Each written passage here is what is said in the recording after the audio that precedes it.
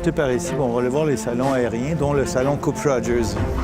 C'est le salon des invités de Tennis Canada, de Rogers, et c'est le salon des joueurs qui veulent, et de leur entourage qui viennent prendre une bouchée et regarder les matchs en même temps.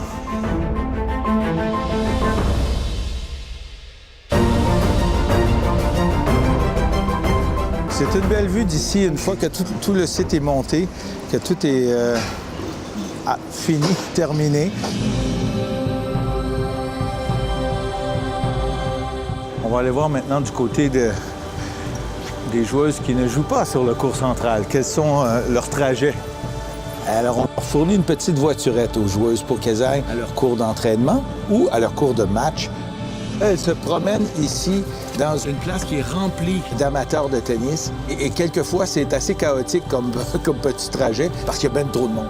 Alors, on fait ça beaucoup plus pour le spectacle, on va s'en dire, parce que ça serait plus simple pour la plupart des joueuses de s'en aller tout bonnement à pied à leur terrain. C'est pas si loin que ça, mais ça fait partie de la convivialité du tournoi, de la proximité des joueuses avec le public.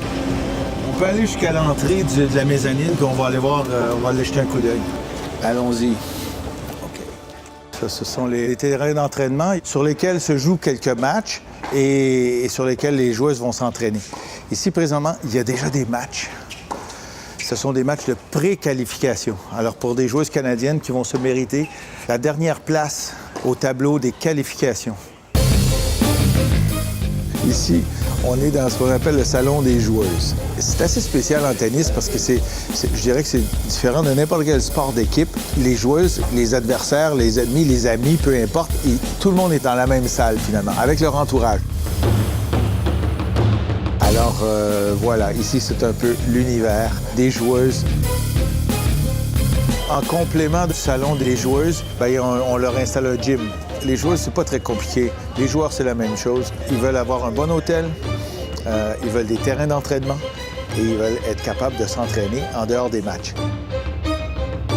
Qu'est-ce qui arrive quand les joueuses sortent du building, donc du salon des joueurs, pour aller vers le cours central? Elles vont sortir de cette porte ici derrière moi.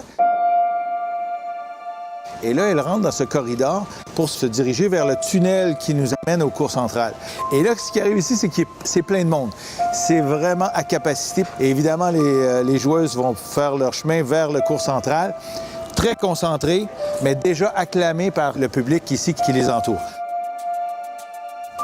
On va voir maintenant ce que ça donne quand les joueuses descendent le tunnel pour arriver sur le cours central. Alors, c'est le fameux tunnel. Moi, j'ai toujours pensé que ça faisait pas mal gladiateur. Alors, on descend dans le noir et tout à coup, au bout du tunnel, on arrive dans la lumière et dans l'acclamation d'une foule de 10 000, 12 000 spectateurs.